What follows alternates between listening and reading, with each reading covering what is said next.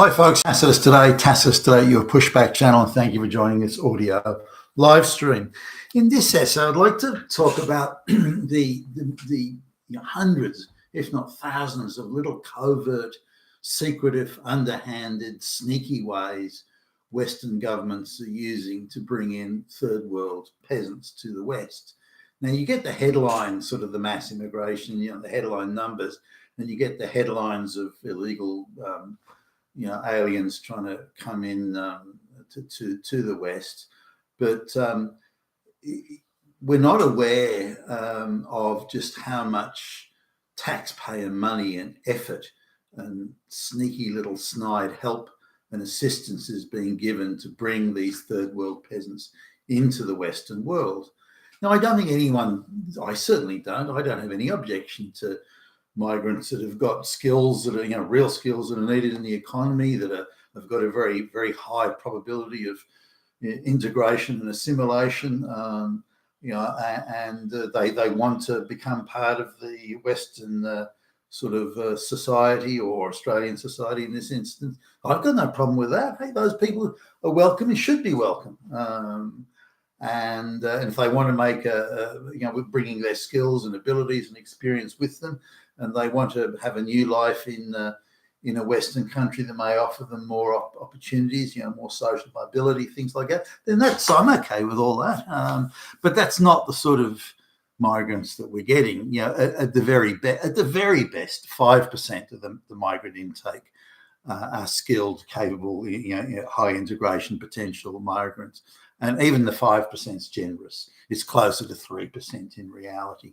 So out of the nearly 500,000 new arrivals that came to Australia last year, maybe 15,000, 20,000 at the very outside qualified and high integration potential people, and most of those come from other white countries. So as soon as we move outside of the white diaspora, the high potential, the well qualified assimilation type, good assimilation probability type people fall away to nothing, 1% at best. At best, 1%. So really, when bringing people in from these third world countries, they're not going to assimilate. 3, 4, 5, 6 generations down the track, their offspring or descendants won't have assimilated, will have minimally assimilated, and so on. So this is a diabolically bad sort of project all over. But it's what the globalists want. The globalists have deemed that it must be this way, and all the little flunky stooges that we think are our politicians are all owned by the globalists, or run around busily like little children doing what they're told to do. Now, I just want to look at some of these covert little methods that are devised to bring in third world people. Now, there's something that the Australian government's done, and this particular Australian government is quite left-leaning and more on board with the globalist project than the Conservatives. And they both are on board with the globalist project, or beholden to the globalists, but these people are just a little bit keener and more zealous. And so I just want to talk about some of the programs they've started, which are used, and the media don't report on this, and you find out and say, well, why don't we know about it? Why aren't the media reporting on this? This should be a fucking headline, but it's not. It's done very quietly and covertly, and the public service, the government, the supposed political representatives, the media, and the NGOs, they're all collaborating to make this happen and to do it secretly, and no one really knows. So one got a little bit of press. So sometimes it's mentioned, these things with a tiny little column sort of buried somewhere. You've really got to go looking for it, buried deep in the news somewhere, buried somewhere in the middle of the newspaper, and not obvious, no screaming headline or anything like that. So what the government's been doing is paying. Wait for this. I mean, this is just fucking classic. They've been paying people in third world countries like Pakistan or Bangladesh, India, places like that. they've been paying them 5,000 Australian dollars, or maybe US dollars, $5,000 anyway, to study various trades, which could be like carpentry or whatever, studying it in Pakistan. So they're giving money, saying, here's $5,000 to Abdul in fucking Pakistan. You go and do a course in carpentry at some bullshit college in fucking Pakistan. You can imagine the standard of fucking education there. And now an apprenticeship for a carpenter is all inclusive with field work and everything is 5 years. It assumes that you start I'd say 15, 16 years old, but it's 5 years for an apprenticeship. So they're paying $5,000 to someone in a third world shithole country with the lowest of the low of the low standard of education in a locally run Pakistani carpentry school. And the guy then has got, now $5,000 is a lot of money in Pakistan. So the guy's only going to do it for 12 months. And if he completes the 12-month course, maybe 10 months, I think it's 12 months though. If he completes the 12-month carpentry course, which must be, must have zero rigor in it, zero rigor, then he can apply to become apply for a work visa, a long-term work visa to come to Australia. And if he completes the course, it's a guarantee. It's a done deal, guaranteed. So the guy comes to Australia with his piss poor English, having done a 12-month zero rigor carpentry course. And then his employment is then subsidised by the taxpayer. So he can go and get a job at some Australian business, like comes to Australia, get a job at some Australian business that needs carpenters, because there's supposed to be a shortage of carpenters. Well, why not educate more carpenters? What is the solution, to send $5,000 to a third world fucking shithole country to get people? I mean, you've got to be kidding me. Out of all the solutions they could have thought of, this is just an excuse to bring out masses of third world peasants. That's all it is. It's nothing other than that. And throwing Australian white taxpayer dollars around like, just throwing it everywhere in all directions, trying to bring out as many third world peasants as you possibly can. So anyway, the guy comes out, and I found out about this because we were doing business with an organisation that has like a sort of a manufacturing centre, I guess you call it, where there's some carpentry work involved. And the government then subsidised these people. So if you want to employ a local guy who's busted his ass and met high standards of rigour to become a carpenter, then he misses out on employment. But you can get the third world peasant with fuck all English and who's done some bullshit 12-month course. Okay? And the government will subsidise that guy. And so you employ that guy because he costs you only half as much. Now, I didn't believe it at first. I thought the person mentioning it to me had misunderstood it, or had only half understood, or had minimally grasped what was going on and was missing key points. And that still may be the case, by the way, because it seems such an egregious and outrageous act that I can't believe it can all be true. I mean, there must be something missing in all this that I'm not grasping. Otherwise, it's a willful piece of a willful destructive act against Australia as a nation, the Australian taxpayer, the Australian people, and against the carpentry industry, for fuck's sake. That means fully qualified or well qualified, local carpenters who've done all the hard yards to the high standards of rigour, they're being pushed aside in favour of some third world peasant. Anyway, so the government then subsidised this guy. So I was talking to the people about it. So well, actually, he's useless. It's like he's never held a hammer or cut a piece of wood in his life. Whatever he was taught. This is the guy from Pakistan. Whatever he was taught in the Pakistan carpentry school, he's either forgotten or he was never taught in the first place, because he knows zip. He goes nothing. If you grabbed a rando person off the street and said, do some carpentry work, they would be at the same level as he is. So now there's not just one or two of these people, but they're fucking all over the place. And not just in carpentry, but in other areas as well. So now this is now, as I dug sort of deeper into it, the government argues, or the public service, and you've got to really dig to find this. They argue that, well, it's a critical shortage of skills. There's a skill. We don't have enough skill. So we're going to go to a third world peasant shithole where there are less than zero skills in order to find the skills that we can't be bothered to produce in the first world country. Well, you've got to be kidding. I mean, that's got to be a definition of insanity right there, isn't it? I mean, only an insane fucking moron would go down that path. But there you go. Now, there's not just one or two, but tens of thousands of third world peasants are being brought out using this fucking scam. And it's a scam. Now, if the standards of if it was a real intensive carpentry course, I mean, really intensive to the highest standards of rigor, and, the brightest people in Pakistan or Bangladesh or wherever were doing it, and they came out ready to start doing some productive work, and you'd say, okay, well, I suppose there's some merit in it, but there's got to be a lot of people in Australia that if they were handed or gifted $5,000, they would happily do an apprenticeship in carpentry or anything else. It could be, I don't know, plumbing or electronics or something. And if there is indeed a shortage of these apprentices, and it's claimed there is, why not make a much greater effort all round to train and hire and employ apprentices and do what's necessary to solve this problem. Let's work together to solve it. If there is indeed a shortage, let's work together to solve it. But no, we don't do that. It's too hard.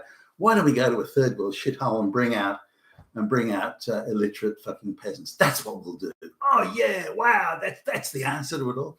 So that's one example there. Now, was that ever debated in Parliament? I mean, did the people vote for it? Did any politician go and say, hey, guess what? We're not going to bother about local apprentices and training people locally. We're going to go to some third world shithole and we're going to throw money at them and bring out illiterate peasants and say, I mean, would you vote for that sort of thing? I don't think anybody would.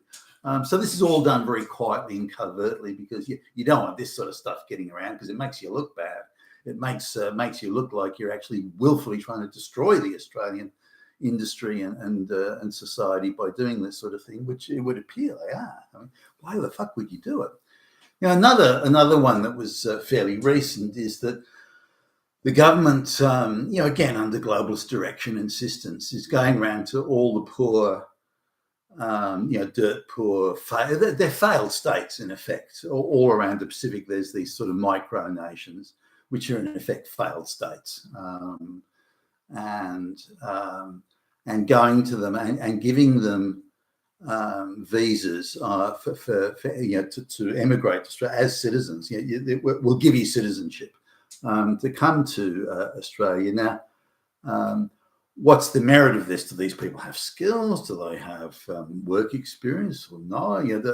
They come from very tribal societies where the village elder and the village sort of religious man, the head religious man, hold complete sway. The family and so on, and the kids and the people are kept under control by these. But there is a lot of machete wielding type violence that goes on in some of these places, like the Solomon Islands and so on. So what's the Australian government, all straight white men type? What are they going to do? Well, what we'll do is we'll just bring those people out to Australia. And one government guy was saying, this is like a week or so ago, was saying we're purposefully going to create a Pacific Islander ghetto diaspora in Australia. So they're going to herd masses of Pacific Islanders into a Pacific Islander sort of ghetto, and that's somehow going to be good, or it's somehow going to be a better thing, or this is going to improve Australia or improve the economy or improve their lives or so on. Now, if you know anything about Pacific Islanders, they have a real struggle integrating into a first world society. Now, they come from this micro island nation where family and again the village head man and all that sort of thing, that's how things work. And then they come to Australia where there's no village head man, there's no village, because those guys don't want to come to Australia. Well, why would they? They're in privileged positions over there. They're doing fine. So they tend to send their worst to Australia. So let's get rid of our embarrassments. Let's get rid of the difficult ones.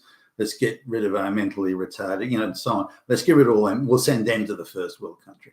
And so you get already the most difficult people, and they don't integrate well at all. And they typically procreate at a very early age in the islands. So it's not unusual to find a 30-year-old woman with a 16-year-old, 17-year-old child, or a 28-year-old man that's got again a 15 or 16-year-old child. It's not unusual that at 12 or 13 you're procreating. It's not unusual, even when they get here. So anyway, the island and the sort of work that they do, that they drop out of school at the first. That they're considered to be one of the most difficult and unruly elements in school.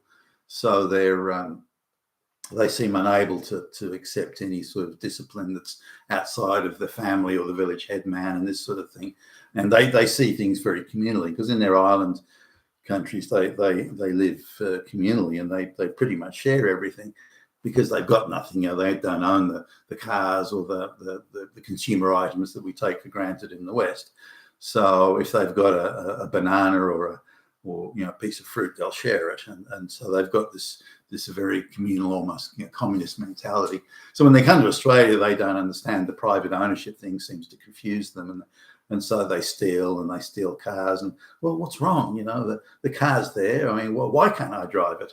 What's wrong? Why can't I own that as well as and so they've got a lot of.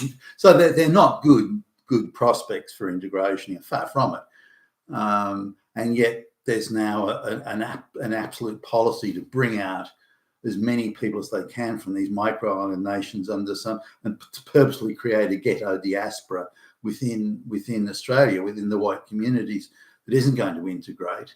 Now, on the other side of it, there's comments people make. Well, they do jobs like furniture removalists, because they're usually quite big people, or labouring jobs, or factory jobs where they move heavy items around and things like that. Fixing up railway tracks and labouring on those sort of jobs. They're good for those sort of things, and the women are good for jobs like working as a cleaner in McDonald's or something. Those type of things. So they say, well, there are local people who don't want to do those jobs, so we're importing this permanent underclass to do the shit jobs that other people don't want to do, or the low-paid jobs other people can't afford to do. Now, the other side of it is these islander people often live communally, and there's a place. It's only a few miles away from where we live, and it's sort of I think it's a place that the government rents out on like the private market, and I think it's like a 4-bedroom place, but there's again it's 3 generations of islander people live there. Police are constantly around there, so the family relationships maybe aren't that good, but there's I think 16 people living in that place, and so by living communally they can afford to work at the jobs that pay the minimum wage and still somehow make ends meet, and they've got one car that they share, and this sort of stuff. So maybe that's there's talk that that's a benefit to Australia, having all these low wage workers that live a completely different lifestyle, which allows them to afford to work at those sort of jobs. I don't know. They never seem to be happy when they come to a first world country, these people. I always seem to regret leaving the sort of certainty, if you like, of their island, their island existence. So I don't know why they'd want to, come here. And I think they're almost being expelled out of the island, communities they're in, and of course coming to the first world to create problems. But there is actually a government program to do it. Now, this government program is working directly against the interests of the cohesion of the Australian society, directly against the interest. But that program, plus numerous other little programs around the place, that when you aggregate them and add them all up, they're worth 10, 20, 30, 50, 100,000 people a year are being brought in under these sort of bullshit schemes. none of which the Australian people are approving of. Like if you had a referendum, today, saying, "Well, do you approve of all these schemes?" It would be absolutely slaughtered at the referendum. It wouldn't have the slightest chance of getting up. If it even got 10 or 15% of the vote, I'd be surprised. Nonetheless, these things are being slipped under the radar all the time. Politicians directly and actively and aggressively working against our interests. You've been a Tacitus State, your Pushback channel. Thank you for listening.